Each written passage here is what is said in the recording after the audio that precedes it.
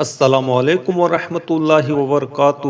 دوستو، آج ہم ایک ایسے وشے پر بات کریں گے جو ہماری زندگی کا ایک اہم حصہ ہے، خاص کر مسلمانوں کے لیے۔ جی ہاں، میں بات کر رہا ہوں نماز کی۔ نماز صرف ایک عبادت نہیں بلکہ اس کے کئی ایسے فائدے ہیں جو ہماری زندگی کو بہتر بنا سکتے ہیں۔ پہلا فائدہ، مانسک شانتی اور تناؤ سے راحت۔ آج کل کی تیز رفتار زندگی میں تناؤ ایک عام سمسیا ہے، لیکن کیا آپ جانتے ہیں کہ نماز اس میں آپ کی مدد کر سکتی ہے؟ جب ہم نماز پڑھتے ہیں تو ہم دنیا کی ساری فکروں کو چھوڑ کر اللہ سے جڑ جاتے ہیں۔ اس دوران ہم جو سجدہ کرتے ہیں وہ ہمارے دماغ سے نیگیٹو انرجی کو باہر نکالنے میں مدد کرتا ہے۔ ویگیانک ریسرچ بھی کہتی ہے کہ سجدہ کرنے سے ہمارے دماغ میں خون کا بہاؤ بڑھتا ہے، جس سے ہمیں سکون اور شانتی محسوس ہوتی ہے۔ دوسرا فائدہ، شاریرک سواستھ۔ نماز صرف روحانی طور پر ہی نہیں بلکہ جسمانی طور پر بھی فائدہ مند ہے۔ نماز میں کی جانے والی الگ الگ حرکتیں جیسے رکوع اور سجدہ ایک طرح کی ایکسرسائز ہے۔ رکوع یہ ہماری کمر اور ریڑھ کی ہڈی کو مضبوط بناتا ہے۔ سجدہ،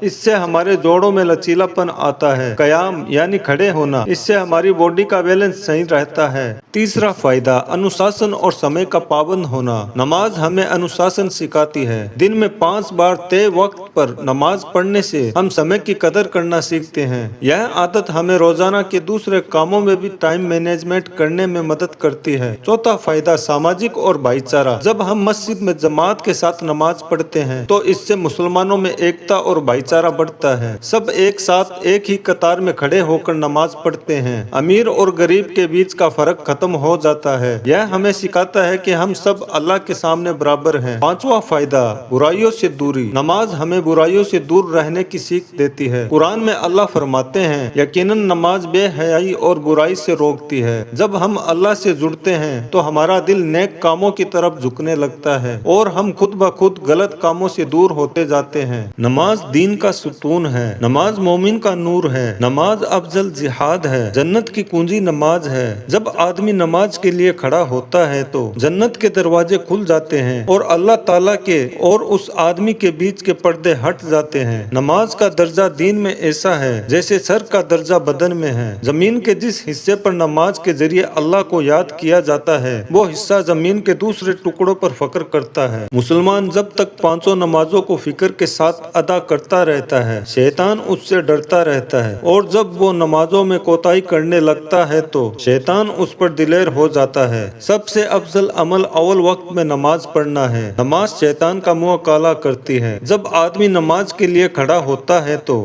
اللہ کی رحمت اس کی طرف متوجہ ہو جاتی ہے۔ جو شخص 2 رکعت نماز پڑھ کر اللہ تعالیٰ سے دعا مانگتا ہے تو اللہ تعالیٰ اس کی دعا قبول فرما لیتے ہیں۔ جو شخص تنہائی میں 2 رکعت نماز پڑھے جس کو اللہ اور اس کے فرشتوں کے سوا کوئی نہ دیکھے تو اس کو جہنم کی آگ سے آزاد ہونے کا پروانہ مل جاتا ہے۔ جو 5 نمازوں کا اہتمام کرتا ہے اور رکوع، سجدے، وضو وغیرہ کو خوب اچھی طرح سے پورا کرتا ہے تو جنت اس کے لیے واجب ہو جاتی ہے اور دوزخ اس پر حرام ہو جاتی ہے۔ جو شخص صبح کو نماز کے لیے جاتا ہے تو اس کے ہاتھ میں ایمان کا جھنڈا ہوتا ہے، اور جو بازار کو جاتا ہے اس کے ہاتھ میں شیطان کا جھنڈا ہوتا ہے۔ جب کوئی آفت آسمان سے اترتی ہے تو مسجد کے آباد کرنے والوں سے ہٹا لی جاتی ہے۔ اللہ نے سجدے کی جگہ کو آگ پر حرام کر دیا ہے۔